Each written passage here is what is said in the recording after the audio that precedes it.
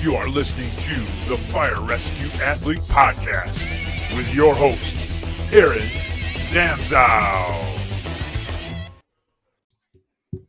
What's going on, everybody? Aaron Zamzow here with the Fire Rescue Athlete Podcast. How you doing, everybody? How you holding up? Today, I'm actually going to talk a little bit about something that affects us all. Sometimes you got a lot of this. Sometimes you don't have as much as you need. It's called motivation.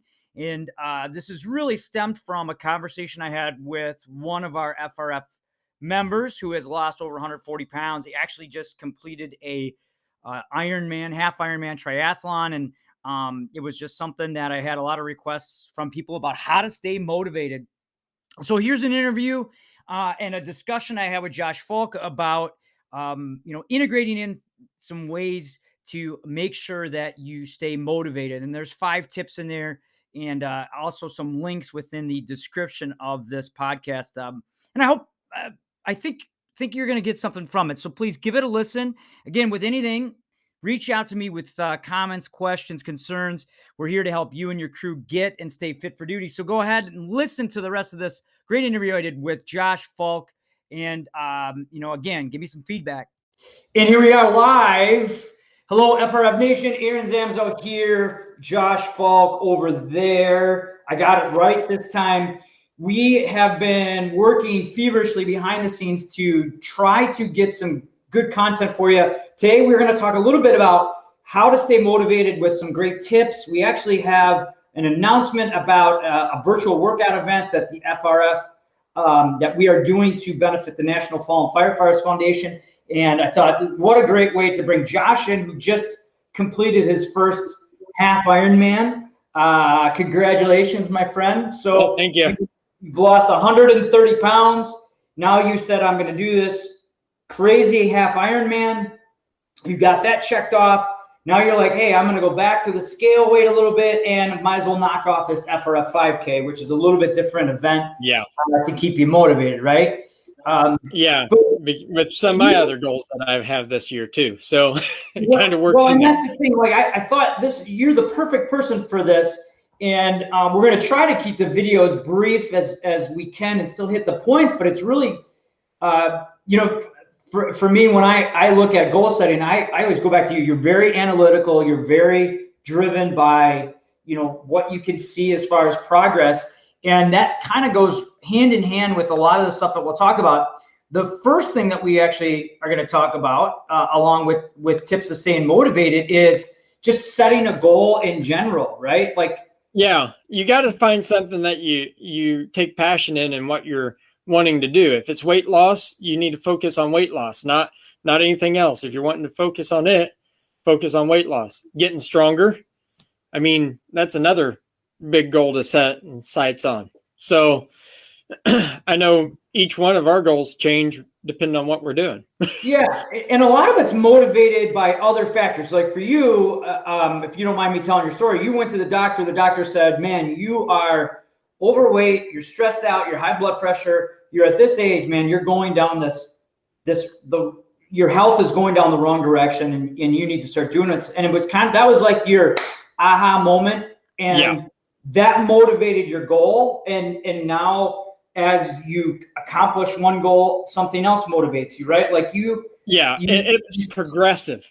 Yes, right. But it's a process, right? It's setting goals is a process. And I personally have done a lot of research in this, but working with athletes like you, I think you would probably agree that about every 8 weeks is a great kind of goal time frame, right? Like when you were training for that Ironman or half Ironman, you would always tell me, okay, like this 8 weeks, I'm going to focus on stamina. I'm going to focus on this. And you're really good at setting that up. And usually every 8 weeks, I have something that tests me to do a checkpoint of kind of like a check to where I'm at. So 4 miles of running, what's my pace? That might not be for everybody 4 miles. That might be 1 mile. What's your pace? But you make it real personal. You make it about what you want to accomplish. And I think, for you, and I can say the same thing. Every 8 weeks, I try to set myself up to do something different. And it might be, hey, I want to be able to do 15 pull-ups, or I want to do this, or get down to a certain percentage. But you got to find something that also internally motivates you. And we'll probably talk a little bit more about this as we and dive when you're in, doing right? that, it helps to put it down somewhere. So as you are looking at your goals, you gotta either write it down, or I post mine. I mean, I'll throw mine out there. Whenever I signed up for the half Ironman a year and a half ago, I put it out there. Hey, I'm doing a half Ironman. And it was so big last year that all the races got shut down. I was so determined that I was going to do the distance. I found a local 70.3 to do just a day earlier than what I was supposed to do. Right. So I was so set that I didn't want that goal to waver or that goal to hang over my head. I wanted to do that last year, so I did it. So then this year I made it official by actually doing a half Ironman. Right. So it was actually the branded. But you wrote it down, like whether it's social media. I personally have a little log where I'll write down what my goal is.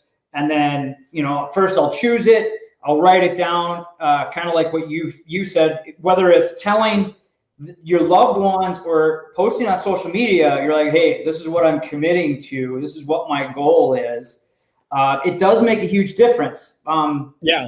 And the thing is as you're writing them down or you're posting on social media, it's easier to be held accountable for that, because somebody's going to come back. And I've had somebody come back on my post and go, hey, how are you doing on this? And it might be a post from a month ago, but they followed it. So they went back and commented. So then I got to follow a plan to make sure I get to that goal. And that was where that year and a half, I started a plan of getting and preparing for that date, that race, about 6 months out. And whenever it got canceled 2 months out, I'd already put in 4 months of work.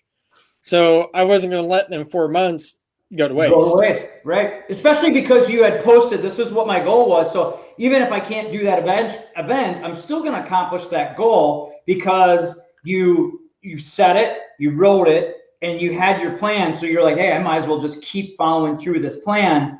Especially like you said, something that I think that's important is I put the work in for 4 months. I kept changing my plan and progressing.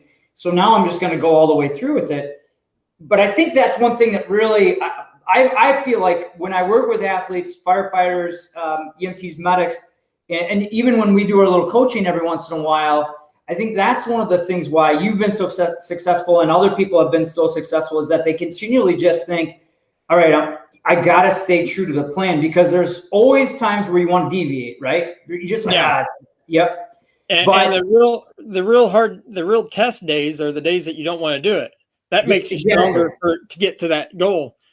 I mean, I could quit any day, but if somebody sees me in the gym loafing off and I'm not sweating my ass off, sorry to say, but I mean, somebody's going to call BS on me, and you're not putting in the work. Why should I? Well, I mean, believe it or not, you're more likely to call BS on you. I just know that about working with you. But the point here that we're trying to make is that now that you set that goal, you wrote it down, follow a plan to achieve that goal. Take an actionable plan. And that's one of the things I think we do really well with FRF workouts is we have 8-week workouts based on, hey, if you want to lose weight, here's a great FRF program. If you want to gain strength, here's one. If you want to improve performance, if you want to accomplish the FRF 5K, we actually have a plan and program for you set up. So if you think, hey, there's no way I can do this virtual event, or there's no way I can run a 5K, BS, we got a whole plan for you. And it worked for over 400 people last year. And I know, and Josh is, after all of his training, said, hey, this is a really, really good program and plan. So regardless of what your goal is, get that program, get that plan. Again, make it about 8 weeks, keep reassessing. And then and you got to start working with friends too. Yes. I mean, it's all about me. I mean, Zamzow and I talk all the time, shoot messages back and forth of he'll check in on me on a random day. He won't hear from me probably for about a week. And then he shoots me a message. Hey, how's it going? How we doing? And it's kind of like that check. Well, and we all need them. My crew does that to me because every once in a while they'll ask me, hey, how is this going? Oh, I saw this. when I go to conferences, people will say hi. And for me personally, I don't want to talk about this stuff and not be kind of an example. And so you guys all motivate me.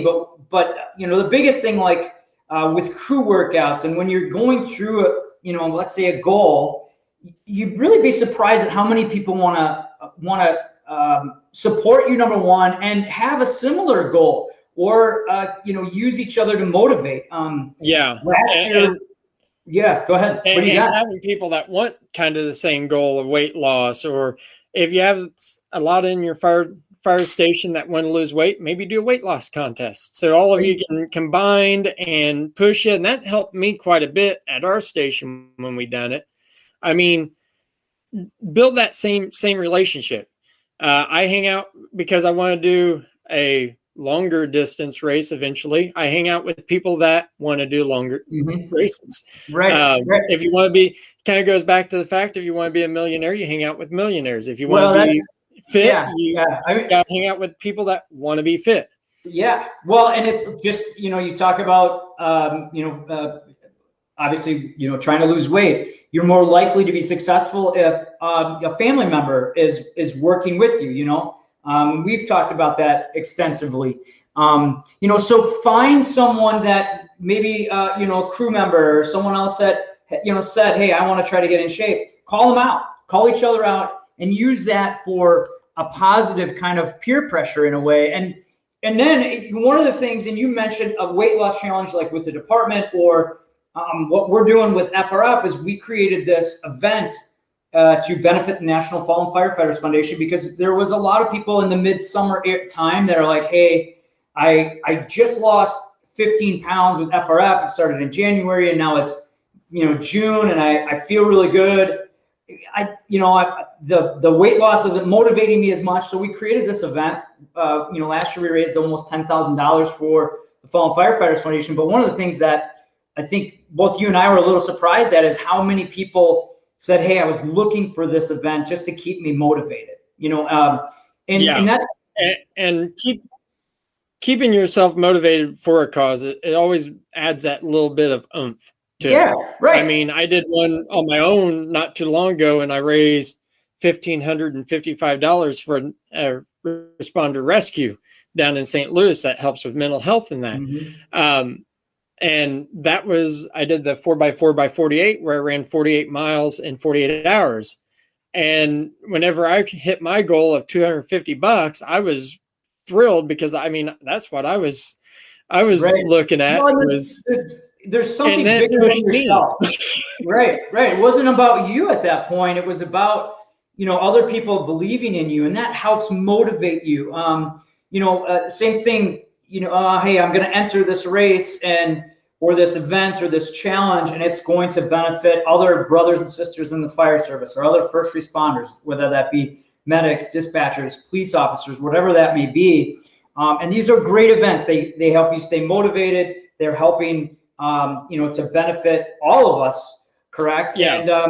And I've always been hesitant to raise money for a cause, because I mean, I don't know who watches or that. And I found out more people watched me and was willing to donate for a cause because they got motivation off of me and had seen the progress. And because of that motivation, they donated to the cause because they were benefiting off of my motivation and success. So they pushed themselves because they seen, hey, if he can do it at 425 pounds, right.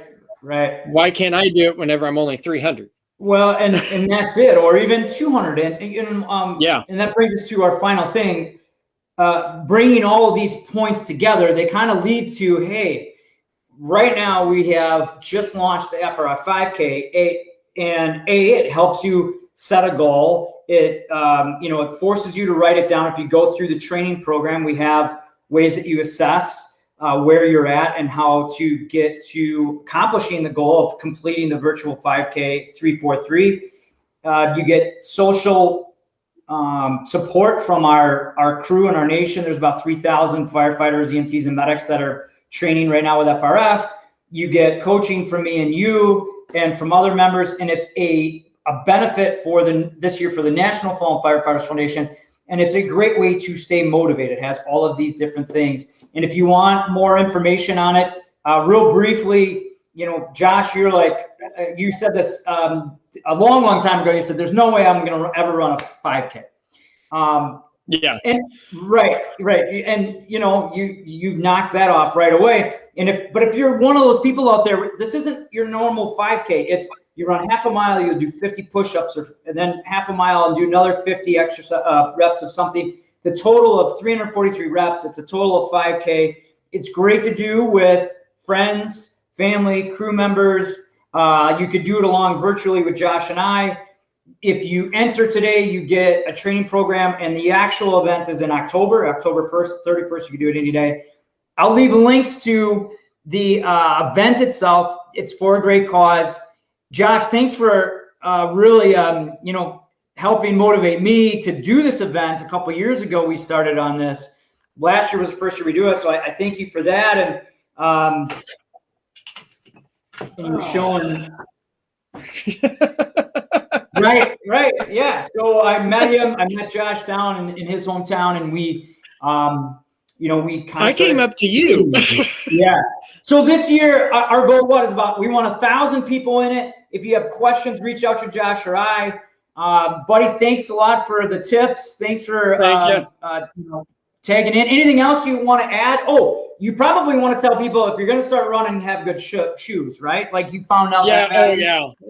We can talk about shoes some other time, but yeah, that's very important. Yeah. Well, and we'll talk. I go through shoes like nothing. and gear, there's so much that goes into this event behind the scenes and also for training, but you got your great program. Enter today, and then you'll get access to us doing these live fitness tips, and we'll have other guests. But buddy, thanks for the time. All of you that are listening out there, please click the link. Consider joining our FRF virtual 5K 343 event. Thanks so much for the support. We'll talk to you guys all soon. Boom. Thank you for listening to the Fire Rescue Athlete Podcast with your host, Aaron Zamzow. Please tune in again soon for more fitness tips for fire rescue athletes.